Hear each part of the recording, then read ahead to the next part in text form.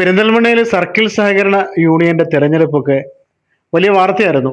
U D എഫിൽ ലീഗും കോൺഗ്രസും ഒന്നിച്ചായിരുന്നു. തെരഞ്ഞെടുപ്പൊക്കെ കഴിഞ്ഞ് ടീം യു ഡി എഫ്, ഇങ്ങനെ ഒരു തെരഞ്ഞെടുപ്പ് വന്നപ്പോൾ ടീം യു ഡി എഫ് രണ്ടായി. ലീഗിന്റെ സ്വന്തം തീരുമാനം എടുത്തു. കോൺഗ്രസ് പ്രതിഷേധിച്ചിട്ട് ആ തെരഞ്ഞെടുപ്പിൽ നിന്ന് വിട്ടുനിന്നു. എൽ ഡി എഫിന് ഇപ്പോൾ ഹനീഫ വള്ളൂരാൻ ഇന്ന് സർക്കിൾ സഹകരണ യൂണിയന്റെ ചെയർമാനായി തെരഞ്ഞെടുക്കപ്പെട്ട് കഴിഞ്ഞപ്പോഴാണ് യു ഡി എഫിൽ പല ആളുകൾക്കും ഒരു ബോധോദയം ഉണ്ടായത്. ഒന്നിച്ചു നിന്നിരുന്നെങ്കിൽ കിട്ടുമായിരുന്നെന്ന്. ഈ കോൺഗ്രസിന്റെ അനുകൂല സഹകരണ ഇതിൽപ്പെട്ട ഒരു സംസ്ഥാന കമ്മിറ്റി അംഗമാണ്, സംസ്ഥാന ഭാരവാഹി നിങ്ങൾ അൻവർ കോൺഗ്രസിന്റെ അനുകൂല കേരള കോപ്പറേറ്റീവ് എംപ്ലോയീസ് ഫ്രണ്ട് സംസ്ഥാന കമ്മിറ്റിയിലെ എക്സിക്യൂട്ടീവ് അംഗമാണ്. പിന്നെ കോൺഗ്രസിന്റെ ബ്ലോക്ക് പ്രസിഡന്റ് അരഞ്ഞിക്കൽ ആനന്ദനുണ്ട്. പിന്നെ ഇവിടുത്തെ സർവീസ് സഹകരണ ബാങ്കിന്റെ ഡയറക്ടർ അജിത്തുണ്ട്. അപ്പൊ ഇനിയിപ്പോ ഇവരോട് ചോദിക്കാം, ഈ ഒന്നിച്ചു നിന്നിട്ടാണല്ലോ ടീം യു ഡി എഫ് ആയിട്ട് നിന്നപ്പോഴാണല്ലോ 102 സീറ്റൊക്കെ നേടിയിട്ട് യു ഡി എഫ് സർക്കാരുണ്ടായത്. അപ്പൊ പണ്ടേ തന്നെ പെരിന്തൽമണ്ണയിൽ ഇങ്ങനെ പൊട്ടലും ചീറ്റലൊക്കെ ഒരേ ഭാഗത്തുണ്ടാവും. അത് ലീഗിൽ തന്നെ ഉണ്ടാവും, കോൺഗ്രസിലുണ്ടാവുമായിരുന്നു, എല്ലാം ശരിയായതായിരുന്നു. അപ്പൊ ഒന്നിച്ചു നിന്നിരുന്നെങ്കിൽ ചെയർമാൻ പദവി യു ഡി എഫിൽ ഒരാൾക്ക് കിട്ടുമായിരുന്നു എന്ന് തോന്നുന്നുണ്ടോ? തീർച്ചയായിട്ടും ഞങ്ങൾ യു ഡി എഫ് ഒറ്റക്കെട്ടായി നിന്നിരുന്നെങ്കിൽ ഈ ചെയർമാൻ സ്ഥാനം യു ഡി എഫിന് നഷ്ടപ്പെടുമായിരുന്നില്ല. ഇന്ന് ഞങ്ങൾക്കിത് നഷ്ടപ്പെടാനുണ്ടായ കാരണം ഈ പെരിന്തൽമണ്ണ താലൂക്ക് സർക്കിൾ സഹകരണ യൂണിയനുമായി തെരഞ്ഞെടുപ്പുമായി ബന്ധപ്പെട്ട് ഐക്യകണ്ഠിനെ യു ഡി എഫിൻ്റെ നിയോജകമണ്ഡലം കമ്മിറ്റികൾ ചേർന്ന് എടുത്ത ഒരു ധാരണ. ആ ധാരണ എന്ന് പറയുന്നത് 3 സീറ്റിലേക്ക് ലീഗും 2 സീറ്റിലേക്ക് കോൺഗ്രസും മത്സരിക്കുക എന്ന് പറഞ്ഞ ഒരു സ്റ്റാറ്റസ് നിലനിർത്തിക്കൊണ്ട് മുന്നോട്ട് കൊണ്ടുപോകാൻ വേണ്ടി തീരുമാനമെടുത്ത് അതിന് നോമിനേഷൻ പൂർത്തീകരണം കഴിഞ്ഞതിന് ശേഷം ഒരാളുടെ അല്ലെങ്കിൽ ഈ സംവിധാനം തകർക്കണമെന്ന് ആഗ്രഹിക്കുന്ന വ്യക്തി താല്പര്യം മുൻനിർത്തി സംവിധാനത്തെ ഇല്ലായ്മ ചെയ്യണമെന്ന് ആഗ്രഹിക്കുന്ന ഒരാളുടെ നിലപാടിന്റെ പിടിവാശിയുടെ ഭാഗമായിട്ടാണ് ഇന്ന് ഈ സർക്കിൾ യൂണിയൻ തെരഞ്ഞെടുപ്പിന്റെ ചെയർമാൻ സ്ഥാനം നമുക്ക് നഷ്ടപ്പെട്ടു. അല്ല, ആ ഒരാൾ ആരാണെന്ന് താങ്കൾ പറഞ്ഞോളൂ. കാരണം യു ഡി എഫിൻ്റെതായ, ലീഗിൻ്റെതായ, കോൺഗ്രസിൻ്റെതായ ഒരു ഇങ്ങനെയുള്ള സംഭവങ്ങളൊക്കെ ഇല്ലാതാവണമെന്ന് ആഗ്രഹിക്കുന്നുണ്ടെങ്കിൽ അദ്ദേഹത്തിനെ യു ഡി എഫും മറ്റ് ലീഗായാലും കോൺഗ്രസ് ആയാലും അതിന്റെ നേതൃത്വം അറിഞ്ഞ് തിരുത്തിക്കൊണ്ടു പോകണ്ടേ? അല്ലെങ്കിൽ പിന്നെ ഇപ്പോൾ 2 മാസമായിട്ടുള്ളൂ. എൽ ഡി എഫിന് വൻ തോൽവി ഉണ്ടായെങ്കിൽ പോലും ഈ 2 മാസം കൊണ്ട് അവർക്ക് സമരം നടത്താനുള്ള എല്ലാ വകുപ്പുകളും എല്ലാ സംഭവങ്ങളും കിട്ടിക്കൊണ്ടിരിക്കുന്നുണ്ട്. അപ്പൊ ഇങ്ങനെയൊക്കെ ആണെങ്കിൽ അത് തിരുത്തിക്കൊണ്ടു പോകണം. ആരാണെന്ന് താങ്കൾ തന്നെ തുറന്നു പറഞ്ഞോളൂ. അത് ഞാൻ കഴിഞ്ഞ ഈ തെരഞ്ഞെടുപ്പിന്റെ സമയത്തുണ്ടായ ഈ നിങ്ങളുടെ സമ്മേളനത്തിന് ഈ വീട്ടിൽ ഞാൻ പറഞ്ഞിട്ടുണ്ട് ആ ആളെ പറ്റി. അദ്ദേഹം എന്ന് പറയുന്നത് ഈ യു ഡി എഫിനെ ഈ ജില്ലയിൽ ഒന്നിച്ച് കൊണ്ടുപോകേണ്ടതിന് നേതൃത്വം കൊടുക്കുന്ന ആളാണ്. ആ അദ്ദേഹത്തിന്റെ ഒരു ഏകാധിപത്യമായ നമ്മളെ ആരെയും അംഗീകരിക്കില്ല എന്നുള്ള നിലപാടിന്റെ ഭാഗമായിട്ടാണ് അതായത് മുസ്ലിം ലീഗിന്റെ ജില്ലാ ജനറൽ സെക്രട്ടറിയാണ് അദ്ദേഹമാണ് ഈ തെരഞ്ഞെടുപ്പിന് ഇങ്ങനെ അട്ടിമറിച്ച് ഈ സംവിധാനത്തെ ഇങ്ങനെ ഒന്നുമല്ലാണ്ട് ആക്കി തീർക്കാൻ മുൻകൈ എടുത്ത ആള്.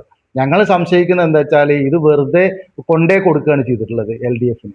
ഇത് സ്റ്റാറ്റസ് കോ നിലനിർത്തിക്കൊണ്ട് ഐക്യകണ്ഠേന എടുത്ത ഒരു തീരുമാനത്തെ അട്ടിമറിക്കുന്ന രീതിയിൽ അതിനെതിരെ ഒരു പരാതിയോ യു ഡി എഫിന്റെ ജില്ലാ കമ്മിറ്റിക്ക് പരാതി കൊടുത്തിട്ടില്ല, സംസ്ഥാന കമ്മിറ്റിക്ക് പരാതി കൊടുത്തിട്ടില്ല, ഒരു പരാതിയും ഇല്ലാണ്ട് ഈ എടുത്ത തീരുമാനം ഈ നിയോജക മണ്ഡലത്തിൽ അല്ലെ ഇവിടെ താലൂക്കിൽ എടുത്ത തീരുമാനം തെറ്റാണ് എന്ന് ഒരു ജില്ലാ കമ്മിറ്റി പറഞ്ഞില്ല, യു ഡി എഫ് പറഞ്ഞിട്ടില്ല, സംസ്ഥാന കമ്മിറ്റി പറഞ്ഞിട്ടില്ല.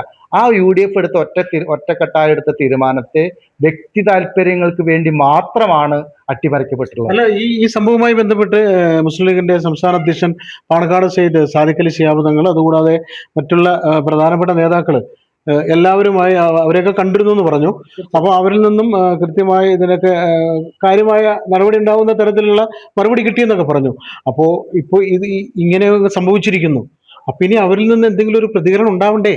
തീർച്ചയായും ഞങ്ങൾ ഇതുമായി ബന്ധപ്പെട്ട് നമ്മുടെ മുസ്ലിം ലീഗിന്റെ സംസ്ഥാന അധ്യക്ഷനെ പോയി കാണുകയും പരാതി കൊടുക്കുകയൊക്കെ ചെയ്തിട്ടുണ്ട്.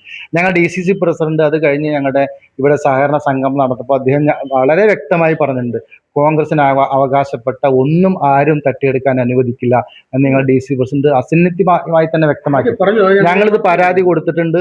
ഇത് മാത്രമല്ല, ഇങ്ങനെ ഈ സംവിധാനത്തെ തകർക്കുകയും ഈ സഹകരണ യൂണിയൻ ചെയർമാൻ സ്ഥാനം LDF കൊണ്ടു കൊടുക്കുകയും ചെയ്ത ഈ നടപടിക്കെതിരെ കോൺഗ്രസ് UDF ജില്ലാ നേതൃത്വത്തിനും സംസ്ഥാന നേതൃത്വത്തിനും പരാതി നൽകി UDF സുഗമമായ ഒറ്റക്കെട്ടായ പ്രവർത്തനം ഈ താലൂക്കിൽ ഉണ്ടാക്കുന്നതിന് വേണ്ടിയുള്ള പ്രവർത്തനങ്ങൾക്ക് ഞാൻ നേതൃത്വം കൊടുക്കും. ചോദിക്കട്ടെ, താങ്കൾ പറഞ്ഞ ഈ മുസ്ലിം ലീഗിന്റെ ജില്ലാ ജനറൽ സെക്രട്ടറി ഇദ്ദേഹം ഇവിടെ ഇങ്ങനെ ഇതൊക്കെ നശിപ്പിച്ച്, അല്ലെങ്കിൽ താങ്കൾ പറഞ്ഞ പോലെ ഇതിങ്ങനെ തോൽക്കണം, ഇത് UDF ജയിക്കരുത് എന്ന ധാരണയിൽ ഏകാധിപത്യം, ഞാനാണ് തീരുമാനം എടുക്കുന്നത്, ബാക്കിയുള്ളവരെ അനുസരിക്കുക എന്ന അടിച്ചേൽപ്പിക്കൽ, ഇങ്ങനെയൊക്കെ ആണെങ്കിൽ UDF സംവിധാനം എങ്ങനെ സുഗമമായി മുന്നോട്ട് പോകും? അല്ല, ഞങ്ങൾക്ക് ഒരു വ്യക്തിയല്ല UDF എന്ന് പറയുന്നത്. അത് ശരിയാണ്. വ്യക്തി താങ്കൾ തന്നെ നേരത്തെ പറഞ്ഞു, ഈ സർക്കിൾ സഹകരണ യൂണിയൻ തെരഞ്ഞെടുപ്പിൽ ഇങ്ങനെ ഒരു അവസ്ഥ ഉണ്ടാവാൻ കാരണം ഒരു വ്യക്തിയുടെ ഏകാധിപത്യ മനോഭാവമാണെന്ന് താങ്കളാണ് പറഞ്ഞത്.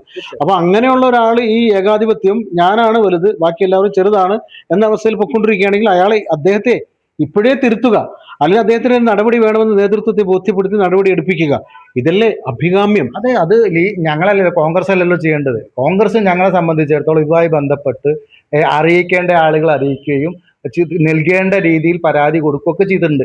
അതിന് നടപടി എടുക്കുകയും മറ്റു കാര്യങ്ങൾ ചെയ്യേണ്ടത് മുസ്ലിം ലീഗ് നേതൃത്വമാണ്. കോൺഗ്രസ് എന്ന് പറയുന്നത് ഞങ്ങൾ ഒറ്റക്കെട്ട, ഞങ്ങൾ കേരളത്തിൽ ഭരിക്കുന്ന ഇന്ത്യൻ നാഷണൽ കോൺഗ്രസിന്റെ നേതൃത്വത്തിൽ ഭരണസമിതിയാണ്. അപ്പം കോൺഗ്രസിനെ ഒരു കാരണവശാലും UDF തകർക്കുന്ന ഒരു രീതിയിലുള്ള പ്രവർത്തനവും കോൺഗ്രസിന്റെ ഭാഗത്തുണ്ടാവില്ല. ഒറ്റക്കെട്ടായി ഇവിടുന്ന് അങ്ങോട്ടും ഇതൊരു പ്രശ്നം മാത്രമാണ്. ഈ പ്രശ്നം പരിഹരിച്ചുകൊണ്ട് ഞങ്ങളോട് DC പ്രസിഡന്റ് ഈ പ്രശ്നങ്ങൾ പരിഹരിച്ചുകൊണ്ട് മുന്നോട്ട് പോകാൻ നമ്മൾ ചർച്ചകൾ നടത്തുമെന്ന് ഞങ്ങൾ DC പ്രസിഡന്റ് അറിയിച്ചിട്ടുണ്ട്. അതിൻ്റെതായി ചർച്ചകൾ നടക്കട്ടെ. അത് ഒരു കാരണവശാലും ഞങ്ങൾ UDF തകർക്കുന്ന ഒരു നിലപാട് കോൺഗ്രസിന്റെ ഭാഗത്തുണ്ടാവില്ല. ഇത്തരം നിലപാടുകൾ എടുക്കുന്ന ആളുകൾക്കെതിരെ കോൺഗ്രസ് അതിൻ്റെതായ മാർഗനിർദ്ദേശങ്ങൾക്ക് അനുസരിച്ചുകൊണ്ടുള്ള നടപടി എടുക്കണമെന്ന് ആവശ്യപ്പെട്ടുകൊണ്ടുള്ള പരാതിയായിട്ട് മുന്നോട്ട് പോകും.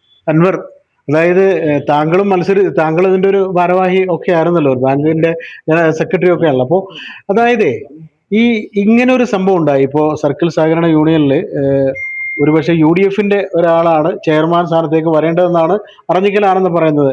രണ്ട് കൂട്ടർ UDF ഒന്നിച്ച് മത്സരിച്ചിരുന്നെങ്കിൽ അങ്ങനെ കിട്ടുമായിരുന്നു പറയുന്നു. അങ്ങനെ കിട്ടുമായിരുന്നതിനെ അത് ഇല്ലാതെയാക്കുക, അത് ശരിക്കും UDF സംവിധാനത്തെ തന്നെ ഇല്ലാതാക്കുന്നതിന് തുല്യമല്ലേ?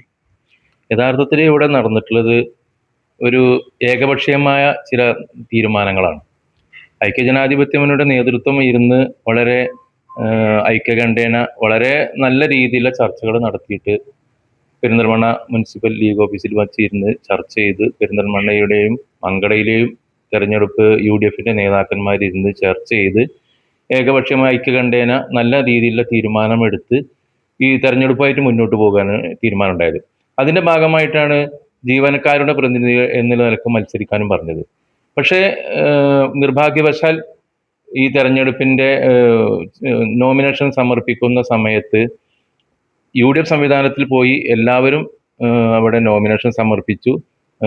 നമ്മളെ മിനിറ്റ്സിൽ രേഖപ്പെടുത്തിയ 5 പേര് ചേർന്ന് നോമിനേഷൻ പൂരിപ്പിച്ച് ഐക്യകണ്ഠേന എല്ലാവരും ഒത്തൊരുമിച്ച് പോയി നോമിനേഷൻ കൊടുത്തു.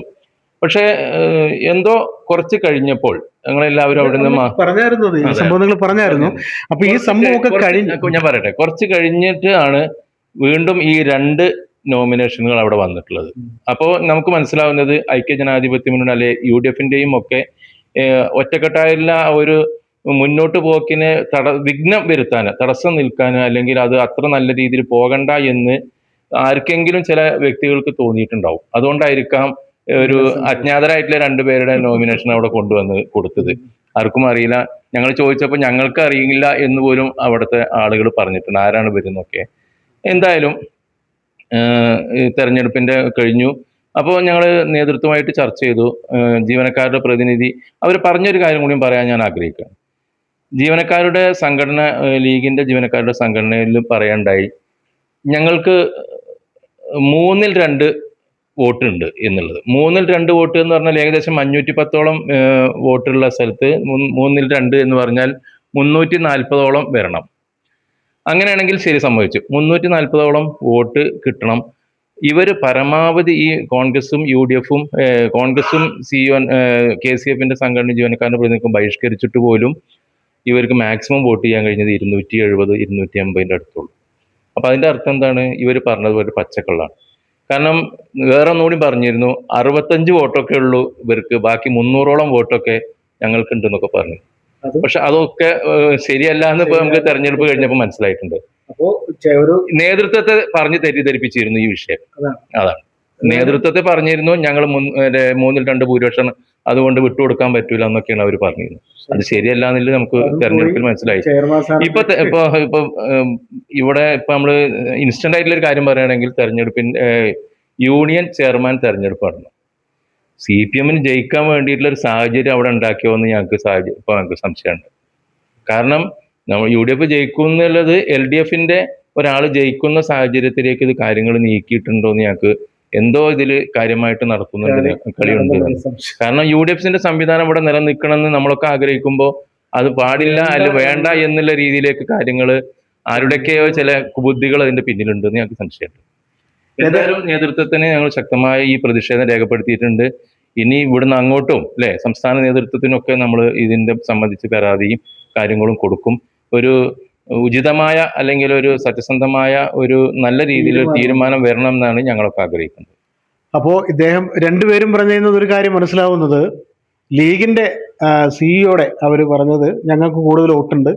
അപ്പൊ ഇങ്ങനെ കുറെ കണക്കുകളൊക്കെ അവർ പറഞ്ഞല്ലോ.